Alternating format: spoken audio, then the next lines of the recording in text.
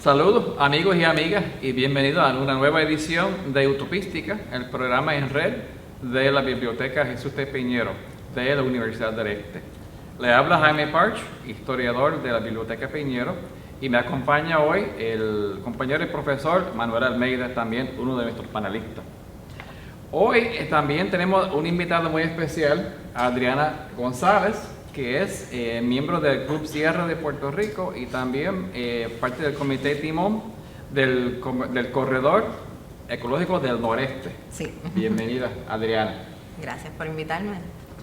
Pues el día de hoy tenemos un tema muy particular porque el pasado diciembre de 2015 se celebró en París el 22ª Conferencia Internacional sobre Cambio Climático. Y entiendo que entre todos los delegados, porque había cientos de países y organizaciones representadas, tú también estabas presente, ¿no? A ver si nos podías primero hablar un poco sobre el proceso histórico que llevó a esa 21ª conferencia en París. Sí, claro, Jaime. Cuando los países se reúnen en 1992 en lo que fue la cumbre del planeta, algo así tenía el nombre, en Río de Janeiro, empiezan a discutir de cómo, ¿verdad?, vamos a enfrentar al llamado cambio climático a un nivel global. Entonces, lo que deciden es que van a crear este cuerpo alterno dentro de las Naciones Unidas, que es, ¿verdad?, la Conferencia de las Partes, donde van a estar representados todos los países y anualmente se van a reunir, ¿verdad? Firman un acuerdo de que anualmente se van a reunir para, como ellos dicen, enfrentar el cambio climático. Y eso ocurre en 1992 y se empiezan a reunir. Lo más famoso que salió de estas reuniones fue lo que es el Protocolo de Kioto, que se creó en una reunión en Kioto de la Conferencia de las Partes, ¿verdad? Y a través de los años, ¿verdad?, pues se han reunido 21 veces hasta que llegamos ahora a París.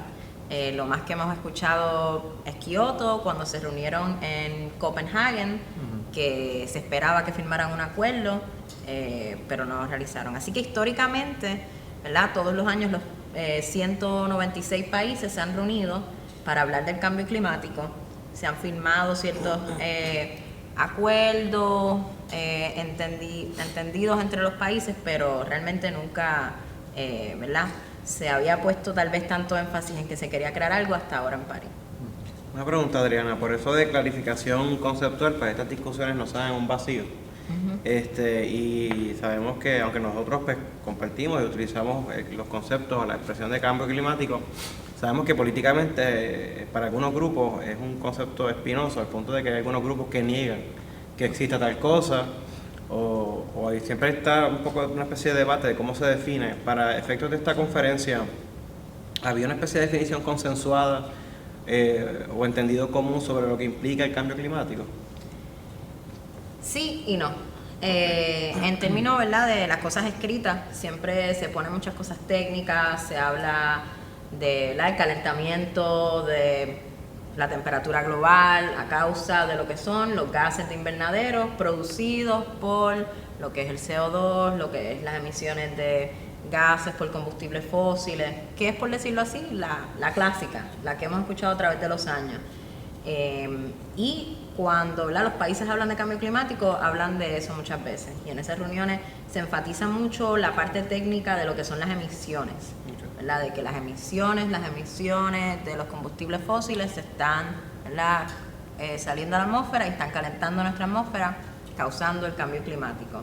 Pero yo creo que más allá la gente ha tratado de que esa definición, ¿verdad?, los grupos tal vez que no son políticos, los grupos de, ¿verdad?, comunitarios que van allí han tratado de que esa definición sea un poco más humana y de que se vea que el cambio climático es algo que está ocurriendo, que está afectando a la gente y que es un poco más allá que algo técnico de emisiones de gases de invernadero. Okay. Para esta cumbre de París, entiendo que en gran medida es la Naciones Unidas quien organiza, pero entiendo que había varios actores realmente detrás de la agenda. ¿Cuáles fueron los objetivos, vamos a decir, públicos de esta cumbre? Y como un poquito tras bastidores, sabemos que había unos países cabildeando para otros objetivos. Los objetivos públicos y los demás, ¿cuáles fueron? Como estaba explicando antes, ¿verdad? Esto es una reunión que ocurre todos los años y lo organiza las Naciones Unidas y, ¿verdad?, hay cierta cultura alrededor de la reunión en sí. Hace ya unos 4 o 5 años atrás se había establecido que en París se iba a firmar un acuerdo, ¿verdad? Porque lo que habían encontrado los países es que, no, ¿verdad?, se sentaban, pero no podían llegar a un acuerdo. Y lo que ellos decidieron es que en vez de crear como una meta global de cómo vamos a solucionar el cambio climático, de nuevo a base de bajar las emisiones, porque es lo que ellos hablan todo el tiempo, cada país va a poner una meta, cada país, ¿verdad? Estados Unidos va a poner una meta de cuánto va a bajar sus emisiones, Francia va a poner otra, ¿verdad?, Perú va a poner otra, y cada país estableció lo que eran sus metas de reducción de emisiones a través de los años.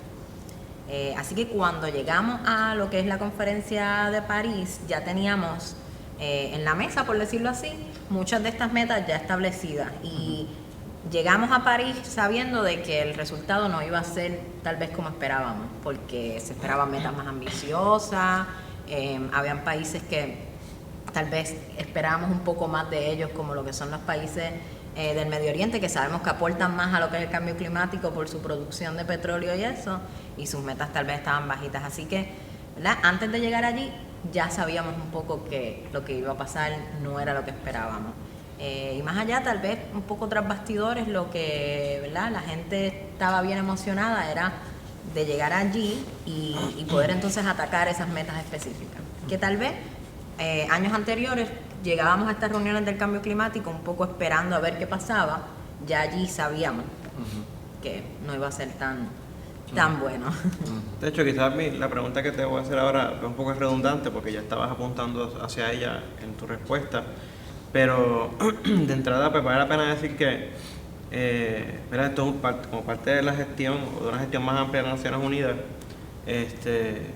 Siempre pasa, ¿no?, que cuando yo creo que las mejores cosas que se contemplan dentro del puesto de las Naciones Unidas, pues por lo menos con las cuales más uno simpatiza, siempre tienen, por así decir, la píldora venenosa de que pues muchas veces pues, son non-binding, es decir, no tienen por qué obligar a los países miembros. Y en ese sentido, pues, sabiendo eso de entrada, pues tal vez el optimismo hay que gradarlo y medirlo. Pero un poco menciono que como premisa, para preguntarte, de tu justa perspectiva, ¿cuáles tú crees en concreto, si algunos fueron los logros, los alcances realmente conquistados o acordados en la cumbre, y pues cuáles algunas de las limitaciones? Sí, claro. Mira, la cumbre en París, como dije, se puso mucha expectativa, pero tal vez lo más importante, se firmó un acuerdo que es non-binding, como tú mencionaste, ¿no? Si los países no cumplen las metas que se establecieron, no hay ninguna repercusión realmente, excepto que quedan mal tal vez frente al marco internacional, si ellos, ¿verdad?, se sienten de esa manera. Pero es la primera vez que todos los 196 países firmaron un documento, ¿verdad?, estableciendo de que el cambio climático, aparte de los que digan que no existe, está afectando a la gente y hay que hacer algo. Que ocurra algo, ¿verdad?, es otra página. Pero es la primera vez que todos los países firman, y eso es un cambio cuando ¿verdad?, Kioto, que lo menciono porque es lo que la gente más ha escuchado. El problema de Kioto es que los países no todos firmaron. Entonces creó una jerarquía de que los países que habían firmado y los países que no habían firmado y toda esta dinámica. Y ahora todos los países están, por decirlo así, en la misma página, literalmente. Que eso es lo primero.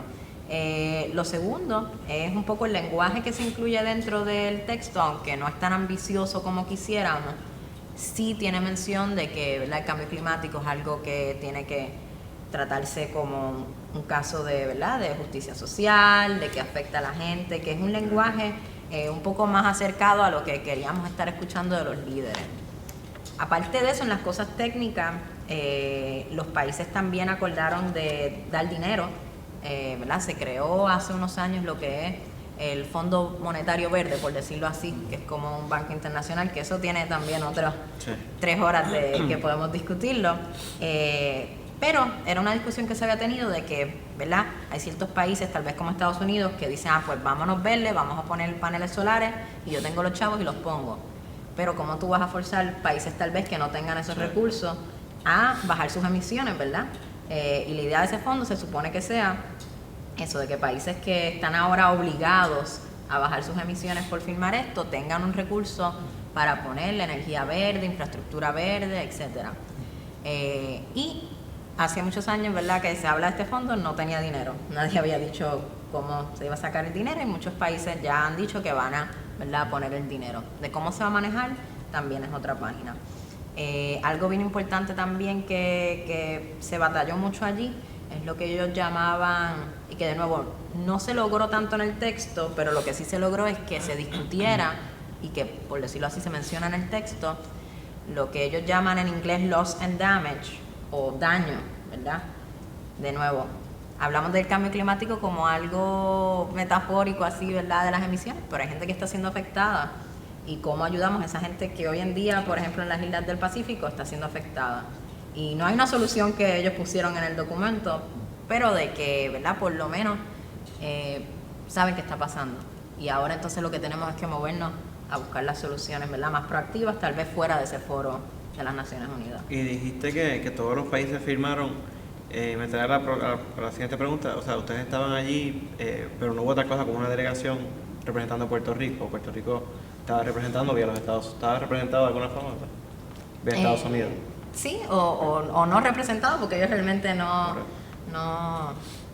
toman mucho en consideración lo que esté pasando aquí en términos del cambio climático, pero Puerto Rico no tiene ninguna, ¿verdad?, delegación formal dentro de ese foro de las Naciones Unidas, ni dentro de ninguno, así que estamos representados bajo la delegación de Estados Unidos allí. Pregunto, ¿en ese acuerdo se establece algún mecanismo para monitorear lo que están haciendo los países? No un monitoreo constante, sino que ellos le llaman unos mecanismos, usan como una palabra en inglés, ratchets, y es que de aquí al 2020 los países tienen que, por decirlo así, revisar sus metas, ver si las están cumpliendo y someter un informe, ¿verdad? Que de nuevo, que si el informe dice que lo lograron, perfecto, porque eso es lo que queremos. Si no lo lograron, no hay realmente ninguna repercusión para el país. Pero sí dice que cada ciertos años, o sea, el próximo es en el 2020, que van a revisar las metas de reducción de emisiones. Luego de eso, pues establecerán otra meta de cuándo revisarlo. Pues ya nos dijiste que Puerto Rico oficialmente no tiene delegación ahí, pero tú fuiste. Y sabemos que fuera de la conferencia como tal, en la calle, habían cientos de grupos y organizaciones llevando a cabo otras actividades. A ver si nos habla sobre esa conferencia paralela en París. Sí, claro, para que entiendan un poco, ¿verdad?, cómo es que eso es allí. Tú ibas a este centro de conferencias y necesitas un pase de las Naciones Unidas para entrar, etcétera, que no todo el mundo, ¿verdad?, tenía acceso a la parte de las negociaciones formales. Y por eso se van creando espacios alternos, ya sea en el mismo espacio de las Naciones Unidas o afuera en la ciudad. Y súper interesante porque obviamente distintos grupos tomaron ¿verdad?, la iniciativa de crear ¿verdad?, conferencias, por ejemplo, con temas más específicos. El cambio climático es algo bien abarcador, así que había gente hablando de lo que era agricultura en específico y cómo no está incluido muchas veces en las discusiones de cambio climático y por qué debe estar incluido. Los temas de los grupos indígenas y las primeras naciones, etcétera, de cómo ellos están siendo afectados y cómo ellos, ¿verdad?, entienden que el cambio climático debe ser atendido. Así que pude participar de varios de estos foros, fue bien interesante porque mientras los políticos están, ¿verdad?, como yo digo, firmando los acuerdos y hablando en teoría, gente que está trabajando en las comunidades, que viajaron de todos los lugares del mundo, ¿verdad? Allí a hablar de cómo estamos solucionando el cambio climático en nuestros países. Tuve la oportunidad de estar reunida con la Alianza Global en contra de los incineradores, donde habían gente de 86 países, ¿verdad? Cerrando y luchando incineradores de basura en todo el mundo. Y gente de Europa, de países africanos, de todo el mundo. Y un poco cuando entonces vemos, ¿verdad?, de que decimos que Puerto Rico está tal vez atrás, usando el ejemplo de los incineradores, que dicen que en Europa todo lo incineran. Cuando uno está allí realmente ve que los países europeos y todos estos llamados primer mundo se están, ¿verdad?, saliendo de estas energías viejas y maneras que no queremos disponer de la basura. Es bien alentador y nos damos cuenta de que, ¿verdad?, el cambio real para resolver lo que es el cambio climático tiene que ser en nuestras comunidades, en nuestras casas y en nuestros países. Yo creo que es bien importante que ese tipo de actividad paralela se dé porque de alguna forma, aún aceptando los humildes logros, digamos, de la cumbre, aún uno sabe, así opera las relaciones de poder, que esos humildes logros son conquistas de alguna manera porque está la presión continua de este otro contrapoder, si se quiere, desde abajo. Te cambió un poco el tema. ¿Tú tienes alguna otra pregunta, Jaime, sobre el asunto de la cumbre? Bueno, la pregunta era las implicaciones, porque claro, hay unos acuerdos ahí firmados, las implicaciones para Puerto Rico de ese acuerdo. Bueno, como Puerto Rico cae bajo, ¿verdad?, lo que Estados Unidos presentó allí, ellos establecieron unas metas no tan ambiciosas como desearíamos de reducción de emisiones. No me acuerdo de los números ahora en detalle, pero en teoría tenemos que empezar a cambiar nuestra infraestructura, a que sea infraestructura más verde, porque de nuevo ellos traducen todo eso en reducción de emisiones, así que tenemos que reducir nuestras emisiones. Cambiar, ¿verdad?, tener más infraestructura verde, nuestros sistemas energéticos que están ahora en discusión mucho, y ver cómo nos vamos a mover hacia eso de nuevo. Pregunta, ¿había alguna representación del gobierno de Puerto Rico, aunque sea informal? El Departamento de Recursos Naturales tuvo una presencia que estuvieron unos días allí y participaron en una de estas cumbres alternas de países del Caribe y latinoamericanos. Pero formalmente así, por lo menos en lo que yo busqué no encontré y nadie me informó de que había una representación formal del gobierno de Puerto Rico dentro de las negociaciones.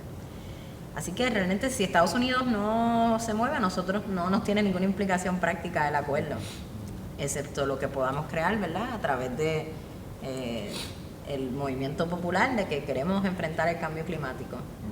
Que por ejemplo hay una marcha de enfrentando el cambio climático el 30 de abril que se va a celebrar aquí en Puerto Rico, que se está organizando muchos grupos ambientales para ¿verdad?, trabajar lo que es cómo vamos a enfrentar el cambio climático en Puerto Rico. Y yo creo que pues, aunque no tal vez ocurra un cambio a nivel sistémico, esas cosas como esa marcha y otras iniciativas es lo que sí sale de la firma de ese acuerdo. Sí, claro. Pues mira, te cambio el tema un poco. Adriana es amiga de la casa, la hemos tenido en ocasiones anteriores acá con nosotros en la Universidad del Este. Y nosotros pues sabemos que también participa de forma bien activa en el proyecto para la defensa y protección del corredor ecológico del noreste. ¿Cómo le va al corredor? ¿Cómo está el asunto? ¿Está corriendo todo bien? ¿Todo? Sí, mira, nosotros, ¿verdad? El Sierra Club es parte de lo que es la Coalición Pro Corredor Ecológico del Noreste, que son muchos grupos que mensualmente nos reunimos y activamente estamos todo el tiempo trabajando por el corredor. Somos parte también del Comité de Comanejo, etcétera, y el corredor todavía sigue siendo una reserva, todavía tenemos, ¿verdad? Estamos celebrando que tenemos un oficial de manejo ahora de la reserva, estamos celebrando, ¿verdad?, que todavía hemos recibido también algunos fondos para hacer algunas mejoras estructurales de las veredas, de las entradas, etcétera. Pero todavía seguimos con el debate más grande, es que necesitamos comprar los terrenos y adquirir todos los que son los terrenos de la reserva en su totalidad, porque la ley así lo dice que para mantener la reserva tenemos que adquirir todos los terrenos. Así que ha sido una lucha, ¿verdad?, con esto de la crisis económica, de que no hay fondos, etcétera. y ¿verdad? De cómo vamos a lograr la adquisición de todos los terrenos y de que cuando se cumplan, ¿verdad? Los 8 años que establece la ley de que tenemos que comprar los terrenos, si no se han comprado, cómo vamos a asegurarnos que se mantenga la reserva. Aparte de eso, siempre estamos activamente llevando gente a la reserva. El Sierra Club y la Coalición Pro Corredor Ecológico, ¿verdad? Llevamos gente casi todos los fines de semana a ver lo que es el área natural. Ahora comienza, ¿verdad? Abril, marzo, junio, julio, la época de anidaje del tinglar. Así que el año pasado tuvimos 300, casi 60 nidos en esa área de playa. Y fueron, ¿verdad?, los voluntarios de nosotros de la coalición los que iban todas las mañanas a contar esos huevos, a marcar las áreas y asegurarnos, ¿verdad?, de que están protegidos. Así que, ¿verdad?, el trabajo de conservación es diverso, es súper divertido, pero tenemos que asegurarle que todos los terrenos, ¿verdad?, sean adquiridos porque no quisiéramos que nos quiten la reserva por una cosa tan técnica. ¿Y a cuánto estamos del término de los 8 años? ¿Cuánto? Fue firmada en el 2013. Ok, estamos cerquita. Así que estamos cerca. Hay que estar pendiente entonces. De hecho, me mencionó antes de empezar la grabación que por ahí viene una actividad, el Festival del Tinglar. Sí, el Festival del Tinglar, el 11º Festival del Tinglar, el 9 de abril, en la Plaza Pública de Luquillo, es todo el día. Se comienza, ¿verdad?, con una parada temática de niños, se tienen actividades para niños, mesas informativas, hacemos excursiones a la playa, a que vean lo que son, no tenemos un tinglar allí, pero pueden ver lo que son el anidaje del tinglar en la playa, y mucha música, actividad cultural, comida. Es una actividad bien bonita donde, ¿verdad?, queremos que la gente, siempre decimos que tal vez los niños aquí pueden identificar un león, pero en nuestras mismas playas tenemos animales impresionantes, la tortuga marina más grande del mundo. Y otro tema que me parece que ustedes también están trabajando en el asunto del incinerador de Arecibo. ¿Qué nos puede contar sobre ese proceso? Bueno, la incineradora no va, es lo primero que les puedo decir. No tiene los permisos necesarios, aunque ellos insistan en la prensa de que los tienen. Ellos lo más que necesitan es agua, basura y un vertedero. Y ahí ya te empiezas a dar cuenta de que es un proyecto un poco cuestionable cuando esas son las cosas que necesitas para moverlo. Lo que son las aguas, igual que un aire acondicionado tiene un filtro, ¿verdad? Y tú lo limpias, pues imagínate una chimenea que quema 2.000 toneladas de basura diaria. Pues necesitas 2 millones de galones de agua diaria en un país con sequía, en un área que, ¿verdad?, después qué haces con esa agua sucia para limpiar el filtro. Y hasta el día de hoy, aunque ellos lo estén apelando, de donde ellos quieren sacar el agua es una reserva natural, que no van a sacar el agua y que no tiene esa capacidad de agua. Así que no tienen agua. En Puerto Rico la basura es un negocio como debería serlo, debería ser más para reciclaje, no para enterrarla, pero los municipios son muy celosos.